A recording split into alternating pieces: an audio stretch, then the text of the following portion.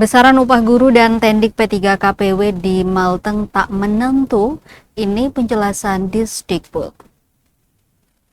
Di tengah tantangan fiskal daerah, besaran upah pegawai pemerintah dengan perjanjian kerja atau P3K paruh waktu dan tenaga kependidikan atau tendik Kabupaten Maluku Tengah dikabarkan tidak menentu. Asalnya penyaluran upah disesuaikan dengan porsi dana bantuan operasional satuan pendidikan atau BOSP di satuan pendidikan masing-masing. Hal itu berdasarkan surat relaksasi yang diterbitkan Kementerian Pendidikan Dasar dan Menengah atau Kemendikdasmen RI, di mana dalam edaran tersebut BOSP sekolah negeri diporsi 20% untuk gaji pegawai P3 KPW dan tenaga honorer. Sementara satuan pendidikan swasta diporsi 40%. Dengan besaran upah yang berbeda, Dinas Pendidikan dan Kebudayaan atau Disdikbud Maluku Tengah akan melakukan monitoring dengan cermat pengusulan 20% dan 40% BOSP untuk upah guru dan tendik P3 KPW.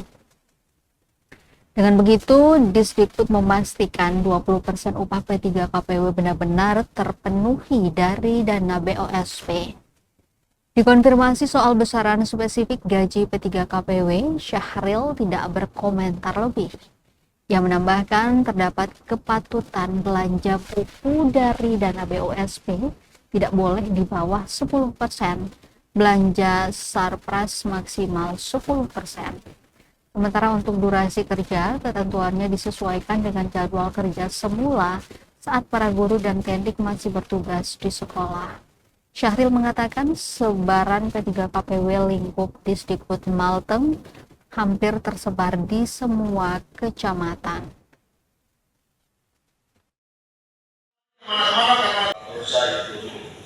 Itu salah satunya berawal dari GTR lewat beta sebagai ketua mengundang siapapun saja, termasuk ibu-ibu dan bapak-bapak dari kami ini kan pelaksana undang-undang, pelaksana aturan. Jadi